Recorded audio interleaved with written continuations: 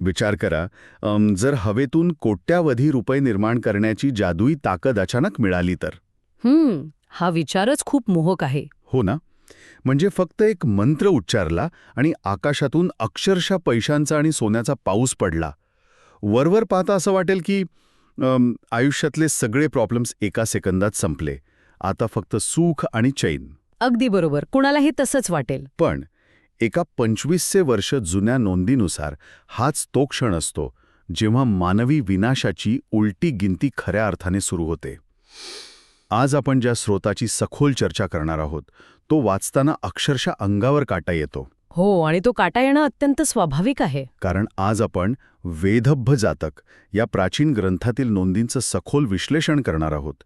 ही जुन्या काळातील राजा महाराजांची किंवा चांगलं वागा असा वरवरचा संदेश देणारी कोणतीही सामान्य नीतिकथा नाहीये. नाही, अजिबात नाही.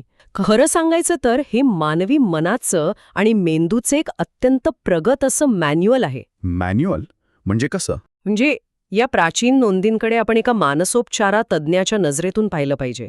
या नोंदी केवळ काय घडले याचा अहवाल देत नाहीत, तर अचानक मिळालेल्या संपत्तीमुळे माणसाच्या मेंदूत का आणि कसे रासायनिक बदल होतात याचं अत्यंत अचूक विश्लेषण करतात. आणि हे विश्लेषण खूप सुकून देणारं पण तितकंच गंभीर आहे. आजच्या आपल्या या विश्लेषणाचं मुख्य उद्दिष्टच हे आहे की आपण बाह्य घटनांपेक्षा माणसाच्या आतल्या मानसिक अवस्थेवर लक्ष केंद्रित करायचं आहे. आणि हेच आजचं आपलं ध्येय आहे. म्हणजे कष्टाशिवाय किंवा शॉर्टकटने मिळालेली संपत्ती माणसाचा विनाश नेमका कसा घडवून आणते. हो, हाच तो मुख्य प्रश्न आहे. आणि त्या क्षणी माणसाच्या आत असं काय तुटतं जे त्याला थेट मृत्यूच्या दरीत ढकलतं.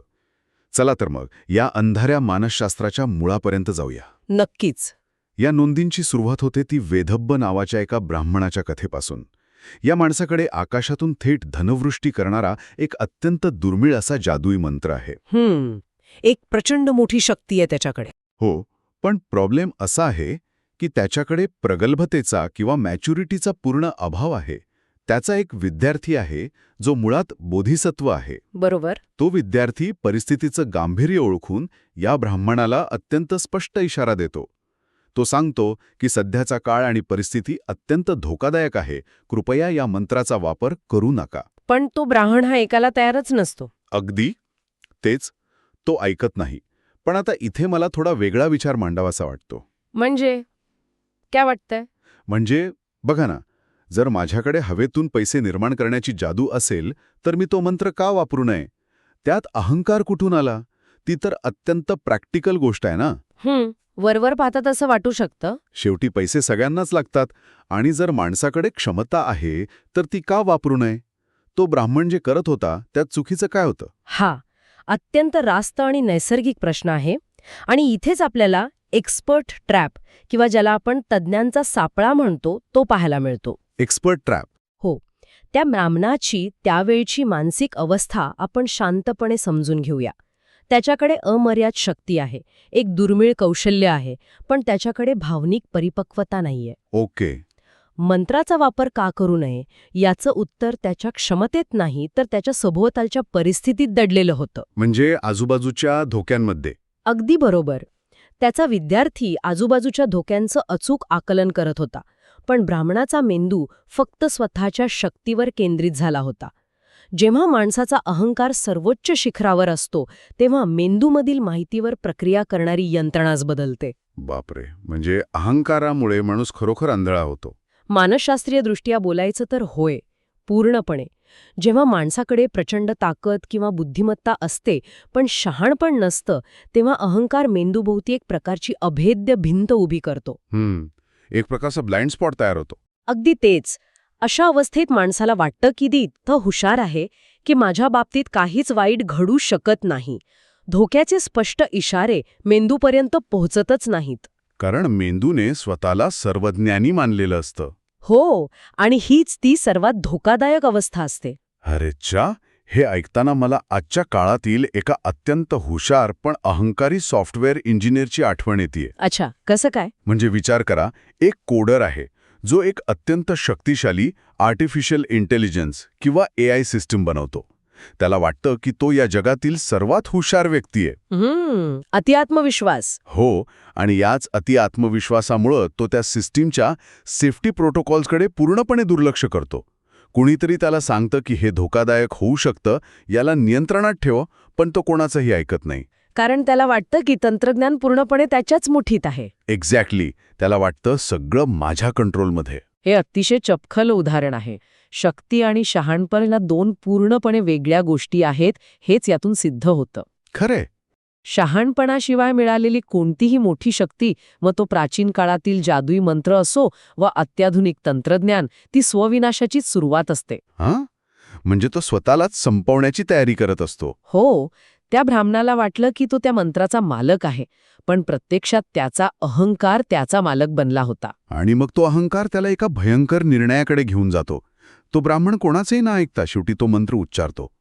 हां, आकाशातून खरोखर पैशांचा पाऊस पडतो, सगळीकडे संपत्तीचा ढीग साचतो. पण इथेच या नोंदींमधील खरी आणि सुन्न करणारी गोष्ट समोर येते. ती अफाट संपत्ती पाहिल्यानंतरची प्रतिक्रिया, बरोबर? हो, ती अफाट संपत्ती पाहून तिथे 500 चोरांची एक भयंकर टोली येते. आणि त्यानंतर जे घडतं ते पाहिल्यावर माझा मेंदू अक्षरशः चक्रावून गेला. काय करतात ते? ते चोर त्या ब्राह्मणाचीच हत्या करतात. संपत्तीचा मूळ स्रोतच नष्ट करतात. आता मला सांगा, हे पूर्णपणे अतार्किक नाहीये का? म्हणजे ज्या माणसाकडे पैसे निर्माण करण्याची जादू आहे, जो भविष्यात अजून हजारो वेळा संपत्ती निर्माण करून देऊ शकतो, त्यालाच मारून टाकणे हा कसला मूर्खपणा? तसं पाहिलं तर हा मूर्खपणाच वाटतो. हे तर सोन्याची अंडी देणाऱ्या कोंबडीलाच कापून खाण्यासारखं झालं.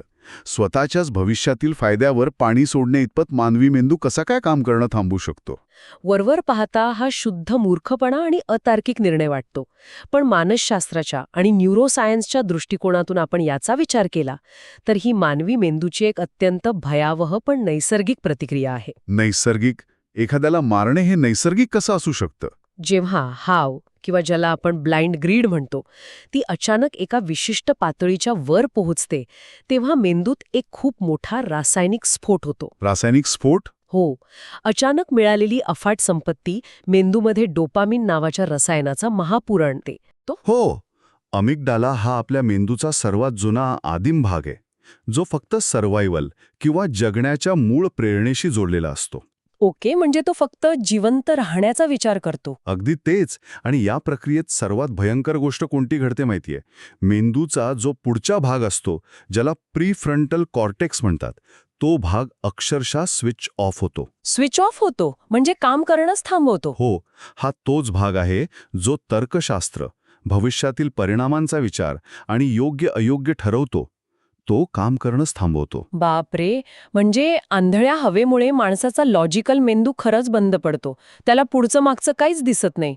अगदी तसंच मेंदू केवळ आणि केवळ समोर असलेल्या तात्कालिक फायद्यावर लक्ष केंद्रित करतो. हाव माणसाला संपत्तीच्या मालकी हक्कावर इतका आंधळ करते की संपत्ती निर्माण करणाऱ्या मूळ स्रोताची किंमत त्याला समजेनासे होते. म्हणजे त्या चोरांना तो ब्राह्मण हा संपत्तीचा स्रोत वाटलाच नाही. नाही, चोरांच्या मेंदूत फक्त एकच विचार होता, ही संपत्ती फक्त माझीच असली पाहिजे. भविष्याचा विचार करण्याची क्षमता नष्ट झाल्यामुळे त्यांनी संपत्तीच्या मूळ स्रोताचाच म्हणजे त्या ब्राह्मणाचाच नाश केला. हे खरंच भयंकर आहे. हीच ती आहा मोमेंट आहे जी आपण समजून घेतली पाहिजे. हवेच्या भरात मेंदू फक्त पजेशन किंवा अधिग्रहण समजतो, तो निर्मिती किंवा क्रिएशन समजायला पूर्णपणे असमर्थ ठरतो. हे खरंच अंगावर काटा आणणारं विश्लेषण आहे. म्हणजे संपत्तीचा ढीग हा मूळ प्रॉब्लेम नव्हता, तर तो ढीग पाहणारा आणि रसायनांनी हायजॅक झालेला मेंदू हा प्रॉब्लेम होता. अगदी अचूक ओळखलत. आता ब्राह्मण मरण पावला आहे, चोरांना ती अफाट संपत्ती मिळाली आहे ज्यासाठी त्यांनी हत्या केली. पण या विनासायास मिळालेल्या संपत्तीचं वजन त्या चोरांचं मन खरोखर पेलू शकतं का? तोच तर खरा प्रश्न आहे. या पुढच्या नोंदी वाचताना आणखी एक धक्का बसतो. ते 500 चोर त्या संपत्तीवरून आपापसात लढू लागतात, त्यांच्यात गट पडतात.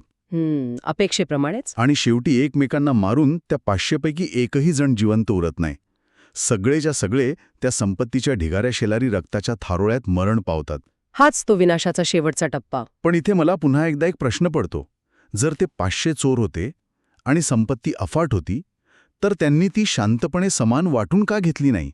एकमेकांना मारण्यापर्यंत मजल का गेली? हा खूप महत्वाचा टप्पा आहे आणि इथेच आपल्याला एका अत्यंत रंजक सिद्धांताचा उलगडा होतो, ज्याला गेम थिअरी आणि झिरो सम गेम असं म्हटलं जातं. Game theory. हो, पण त्याआधी आपण झटपट श्रीमंतीचा विरोधाभास किंवा इन्स्टंट वेल्थ पॅराडॉक्स समजून घेऊया. म्हणजे अचानक श्रीमंत होण्याचा प्रॉब्लेम. बरोबर. कष्टाशिवाय मिळालेली संपत्ती माणसाचा मेंदू सांभाळायला आणि मॅनेज करायला कधीच शिकलेला नसतो. संपत्ती मिळवणे हा एक अत्यंत सावकाश चालणारा प्रवास आहे. रातोरात घडणारी गोष्ट नाहीये ती. अगदी. जेव्हा माणूस कष्टाच्या प्रवासातून जातो तेव्हा त्याचा मेंदू टप्प्याटप्प्याने संयम, मूल्य आणि संकटांना सामोरे जाण्याची यंत्रणा शिकत असतो, ज्याला आपण कोपिंग मेकॅनिझम म्हणतो. हे ऐकताना मला थेट लॉटरी लागलेल्या लोकांची आठवण येत आहे. आपण अनेकदा बातम्यांमध्ये वाचतो की अचानक कोट्यावधी रुपयांची लॉटरी लागलेले अनेक लोक काही वर्षांतच पुन्हा रस्त्यावर येतात. हो, अशी अनेक उदाहरणे आहेत. ते भयानक व्यसनात अडकतात, डिप्रेशनमध्ये जातात किंवा सर्व पैसे चुकीच्या जागी उधळून बसतात. त्यांना ती संपत्ती पेलवतच नाही, कारण त्यांची मानसिक क्षमता त्या संपत्तीच्या आकारा एवढी मोठी झालेली नसते. हे अगदी अचूक उदाहरण आहे. जेव्हा संपत्ती अचानक मिळते आणि मेंदूत कोणतीही व्यवस्थापन क्षमता नसते, तेव्हा सगळ्यात आधी कशाचा बळी जातो? कशाचा? विश्वासाचा. त्या 500 चोरांच्या टोळीत आधी एकी होती. त्यांनी एकत्र मिळून ब्राह्मणाला लुटले होते. पण संपत्ती समोर येताच आणि मेंदूवर हवेचा ताबा मिळताच त्यांच्यात एकमेकांबद्दल तीव्र अविश्वास आणि पॅरानोया निर्माण झाला. पॅरानोया म्हणजे सतत अशी भीती वाटणे की कोणीतरी मला मारेल किंवा माझं नुकसान करेल. अगदी बरोबर. आता इथे ती गेम थिअरी कशी लागू होते ते अतिशय सोप्या भाषेत समजून घेऊया. गेम थिअरीमधला प्रिझनर डिलेमासारखी ही स्थिती आहे. Prisoner dilemma. ते कसा? समजा 2 चोर त्या खजिन्याशेजारी बसले आहेत. कुणाला झोप येत नाहीये. प्रत्येकाच्या मेंदूत एकच विचार चालू आहे, जर मी झोपलो तर हा दुसरा माणूस मला मारून माझे पैसे घेईल. बापरे, म्हणजे सतत जीवावर बेतल्यासारखं वाटणं. हो, अशा अत्यंत कमी विश्वासाच्या आणि अत्यंत असुरक्षित वातावरणात मानवी मेंदूला स्वसंरक्षणाचा सर्वात तार्किक मार्ग कोणता वाटतो? दुसऱ्याने मला मारण्याआधी मीच त्याला मारून टाकणे. बापरे. बरोबर. यालाच प्रिएम्प्टिव्ह स्ट्राईक म्हणतात. स्वतःचा बचाव करण्यासाठी दुसऱ्यावर आधी हल्ला करणे. म्हणजे स्वतःला वाचवण्यासाठी दुसऱ्याचा जीव घेणे. हो, आणि जेव्हा 500 लोकांच्या समूहात प्रत्येकाचा मेंदू असाच विचार करू लागतो, तेव्हा तिथे झिरो सम गेम सुरू होतो. झिरो सम गेम म्हणजे? झिरो सम गेम म्हणजे अशी परिस्थिती जिथे एकाचा फायदा हा दुसऱ्याच्या मृत्यूवर किंवा पूर्ण नुकसानीवर अवलंबून असतो. इथे विन विन सिच्युएशन शक्यच नसते, कारण विश्वासाचा पायाच नष्ट झालेला असतो. म्हणजे सगळ्यांना वाटतं की समोरचा माझा शत्रू आहे. अगदी. अल्पकालीन फायद्यासाठी माणसाने माणसावरचा विश्वास गमावला की संपूर्ण गटाचा विनाश अटळ होतो. प्रत्येकजण स्वतःला वाचवण्यासाठी आणि सगळं काही मिळवण्यासाठी दुसऱ्याला संपवतो आणि या प्रक्रियेत शेवटी कोणीच जिंकत नाही. हे सगळं ऐकताना एक विचित्र शांतता जाणवते. 2500 वर्षांपूर्वीची ही कथा मानवी मेंदूचं इतकं भयंकर वास्तव समोर आणते. होय, ते वास्तव आजही तितकंच सत्य आहे. पण मग या सगळ्याचा आजच्या जगासाठी काय अर्थ आहे? आजच्या या आधुनिक आणि डिजिटल युगात आपल्याकडे आकाशातून पैसे पाडणारे जादुई मंत्र नक्कीच नाहीयेत. मंत्र नाहीत, पण इतर गोष्टी आहेत ना? तेच तर. तरीही लोक आजही अशाच प्रकारच्या चक्रव्यूहात अडकताना दिसतात. सुशिक्षित, हुशार आणि चांगल्या नोकऱ्या असलेले लोक आजही पॉन्झी स्कीम्स, क्रिप्टोमधले भयानक घोटाळे किंवा ऑनलाईन जुगाराच्या जाळ्यात का अडकतात? यावरून मानवी मानसिकतेचा एक अत्यंत कमकुवत दुवा समोर येतो. आधुनिक जगात सगळंच वेगवान झालं आहे. हो, इन्स्टंट जमान्याची सवय लागली आपल्याला. तंत्रज्ञानाने आपल्याला इन्स्टंट रिझल्ट्सची सवय लावली आहे, त्यामुळे संपत्ती ही इन्स्टंट हवी असते. माणसाला कष्टाची आणि संयमाची प्रक्रिया नकोय. जुन्या काळातील तो जादुई मंत्र म्हणजे आजच्या काळातील ऑनलाईन जुगार किंवा पॉन्झी स्कीम्स आहेत. शॉर्टकट किंवा जुगाड हा मानवी मेंदूला दिलेला एक अत्यंत गोड पण धोकादायक चकवा आहे. म्हणजे लोकांना असं वाटतं का की त्यांनी सिस्टीमला हरवलं आहे? जणू काही त्यांना एखादा सिक्रेट हॅक सापडला आहे जो बाकीच्या जगाला माहिती नाही. अगदी तेच. जेव्हा एखादा माणूस शॉर्टकट वापरून थोडे पैसे कमवतो तेव्हा त्याला वाटतं की तो इतरांपेक्षा हुशार आहे. आणि तिथेच तो एक्सपर्ट ट्रॅप परत येतो. हो, यामुळे मेंदूमध्ये पुन्हा तोच डोपामिनचा स्फोट होतो. एक प्रकारची रासायनिक उत्तेजना मिळते.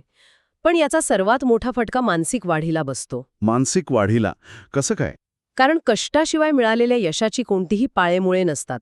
जेव्हा तुम्ही खऱ्या अर्थाने कष्ट करता तेव्हा तुम्ही केवळ संपत्ती मिळवत नाही, तर अपयश पचवणे, संयम राखणे आणि योग्य निर्णय घेणे या क्षमता विकसित करता.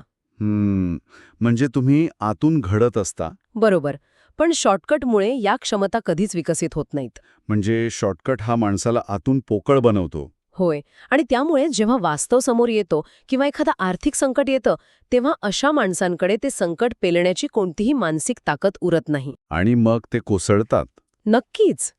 परिणामी अत्यंत मोठे आर्थिक आणि मानसिक नुकसान पदरी पडते. शॉर्टकटचा सर्वात मोठा शाप हाच आहे की तो माणसाला कधीच आतून प्रगल्भ होऊ देत नाही. तो माणसाला कायम असुरक्षित, कमकुवत आणि त्या चोरांसारखाच पॅरानॉइड ठेवतो. या सर्व सखोल आणि विचार करायला लावणाऱ्या विश्लेषणातून आपण नेमके काय निष्कर्ष काढू शकतो? निष्कर्ष खूप स्पष्ट आहेत.